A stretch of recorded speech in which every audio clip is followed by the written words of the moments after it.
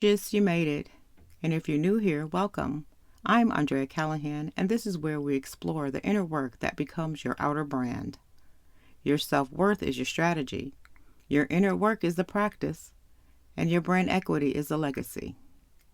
So, what I've done is I've created an AI powered deep dive discussion to break down the key concepts of my latest article.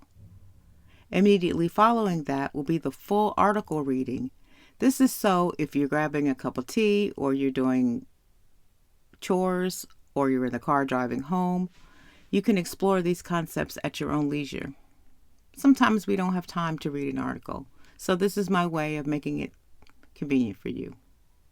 You know, we got to get it however we can get it, and this is my way of making sure you get it. Okay, so sit back, relax, take a listen, and let me know what you think. Okay, welcome to the deep dive. We're jumping straight in today looking at something really fundamental in, well, professional life. It's this tension, right? Fueled by the source material you shared with us, this kind of struggle almost everyone faces, this push and pull between wanting to hide and needing to be seen, needing recognition. Our main source today, it has a title that just grabs you, Why I Almost Deleted My Own Name and Why You Should Use Yours. And we're looking at this alongside the context it comes from, The Becoming with Andrea Callahan. Yeah, it's a really potent combination. That title just lays bare the core problem, doesn't it? The fear of really owning your identity. And then the context of becoming it offers a kind of structured way through it. So our mission really is to dig deeper than just the surface definitions here.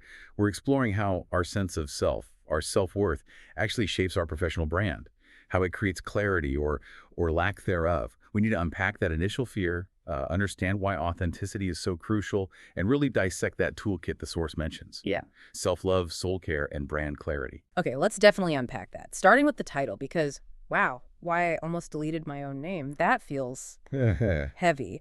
It suggests such a deep level of vulnerability, maybe self-doubt.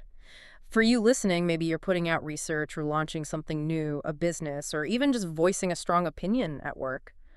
What does that urge to delete the name actually look like, practically speaking? What often looks like hiding in plain sight, maybe it's framed as modesty or, just being professional. But really, it's about shielding yourself, avoiding the fallout of ownership. It could be setting up an LLC with a name that's so vague it means nothing, or a website bio that talks about a team when it's just you. Or that constant sort of apologizing beforehand for sharing your expertise. Exactly that. It's like imposter syndrome made tangible. You want the project out there, but you flinch from attaching the one thing that makes it truly yours, your name, your accountability. Right. Because putting your name on it makes it permanent somehow, accountable. It does. It shifts you from being maybe a hobbyist, someone who can just scrap a project, to a professional whose reputation is tied to that output forever. That's a lot of weight. It is. And that weight, that fear of judgment, it fuels that impulse to just erase yourself, delete the name. Yeah. But, and this is key to the source's argument, that's precisely why the second part of the title is so vital. And why you should use yours. The counter-argument. Exactly. That's the pivot. In today's world, we're swimming in information, right? Yeah. The real currency isn't just speed or volume anymore. It's authenticity. It's trust. And you can't build trust if you're hiding who you are. Precisely. You can't. If you hide the source yourself, you obscure the connection. Who is the audience supposed to connect with? A ghost. Deleting your name means deleting ownership, deleting clarity. So the tension isn't just internal, like a psychological thing. It's actually strategic. You're saying you can't get that brand clarity, that sort of magnetic pull you want, if the actual magnet you is hidden away or deliberately fuzzy. Right. And what's really interesting is how this conflict, hiding versus owning it, really defines the struggle for anyone building influence now. It's the journey from almost deleting yourself to, well, proudly being yourself in your work. So if you're feeling stuck, if your brand or career path feels unclear, the source suggests looking inward first, at that fear, that drive towards anonymity. Which leads us perfectly into the solution part, the framework, the Becoming with Andrea Callahan. Let's look at that summary again because the order feels really important. Self-love, soul care, and brand clarity for women ready to rise. Okay, brand clarity, that's the goal, I get that. But why start with the internal stuff? Self-love, soul care. They sound, well, a bit soft maybe. Usually when we talk about rising professionally, it's about strategy, skills, networking. Is soul care just like a nicer way of saying manage your stress better?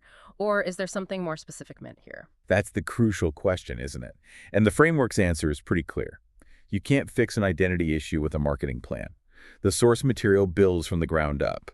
It argues that you can't have sustainable professional clarity until your internal foundation is solid enough to handle public scrutiny. Okay. So break down those pillars for us. Right. Pillar 1, self-love. And this isn't just about, positive affirmations. It's operational. It's resilience. It's self-definition. If you, listening, can't clearly define and really stand by your own value, if you don't fully accept the self doing the work. Then the brand is built on shaky ground. Exactly. It's fragile. The first bit of criticism, the first competitor who challenges you, and that whole structure can just collapse. Yeah. And you're right back to wanting to delete your name. Okay. So operationally, self-love is maybe the ability to confidently set boundaries around your work's value, including how you price it, for instance. Right. So it's the anchor, the internal anchor that lets you ride out the external storms. Okay. Makes sense. But how does that connect directly to the next one, soul care? Because lots of professionals practice self-care, right? Gym, meditation. Yeah, and this is where the source seems to draw a distinction, maybe implicitly. Pillar 2 is soul care. We need to see this specifically as the maintenance needed to sustain visibility. Ah, okay. Not just general wellness. Right. Standard self-care keeps you going, keeps you functional. Soul care, in this context, seems to be about replenishing the specific energy drained by putting yourself, your name, your identity out there publicly. Because that takes a toll, being visible. It absolutely does. It exposes you, your vulnerabilities, your opinions. It opens you up to rejection. That's inherently draining. So if you don't actively, consciously replenish that core self, if you let that well run dry. Then putting your name out there starts to feel like punishment. Yes. It becomes synonymous with suffering. And eventually you'll just burn out and retreat back into seeking anonymity. Soul care here is the deliberate protection of the self that has to be brave enough to own its work publicly. Okay, I see. So self-love is the foundation, the resilient structure. Soul care is the ongoing maintenance plan preventing, structural fatigue from the stress of visibility. You got it. Exactly. And now we arrive, logically, at pillar 3, Mhm. brand clarity. This is the professional result everyone wants, but notice how it emerges. It's presented as a necessary consequence of nailing the first 2 steps. It's not the starting point. No, you could hire the best branding agency on earth, Right. but they can craft a slick mission statement. But if you haven't done that deep internal work, if this self is still shaky, still hiding, the brand they build will feel off, hollow, confusing. Inauthentic, that's the killer. Clarity comes when the outside the brand is a true reflection of the inside, that stable, defined, protected self. For you listening, this might be the core takeaway from the becoming. These aren't just steps on a ladder you climb once. It's more like a loop. Exactly. Yeah. An integrated, continuous loop. You keep investing in self-love and soul care precisely to maintain that hard-won brand clarity. It's ongoing work for sustained success. And this is where it ties back to this specific audience mention, women ready to rise. This isn't just general life advice. The source frames it as a prescription for advancement. So for this group specifically, people aiming for leadership, more influence, higher visibility, the stakes around using or deleting your name feel even higher, right? Linked directly to how fast you can move up. Absolutely. What happens when you overlay this self-love, soul care clarity model onto the specific act of rising professionally? Well, rising means standing out. It means taking up space, leading. And you simply cannot lead effectively from the shadows, from anonymity. Right. If your goal is to rise, get promoted, gain influence, become the voice in your field, you're actively choosing visibility. Maximum visibility, potentially. In that context, authenticity, truly using your name, owning your identity, it stops being a nice to have. It becomes essential. It becomes a non-negotiable requirement. Think about it. People don't rally behind vague, generic brands. They follow clear, resilient leaders, people who own their viewpoints, flaws, and all. So if you're truly ready to rise, the source implies you must confront and shed that fear, that almost deleted impulse. It's fascinating how the biggest external career goals loop right back to the deepest internal work. So the becoming isn't just a nice idea. It's literally the process of knitting together these internal strengths, self-love, soul care, to build the kind of unshakable confidence you need for real external clarity and impact. That's the whole architecture right there. That internal battle, anonymity versus authenticity, it shapes our modern professional lives. But the path to winning that battle, to achieving that lasting brand clarity, it runs directly through building that foundation of self-love and committing to the maintenance of soul care. Without those, any rise is likely to be pretty short-lived, pretty unstable. Okay, so that brings us towards our final thought for today. We've established that using your name, really owning it, isn't just nice, it's powerful. Yeah. It's a non-negotiable act of branding, of identity, especially if you're aiming to rise. Right. So here's something to really chew on, maybe as you go about your week, making decisions about your projects, your presence. Consider this.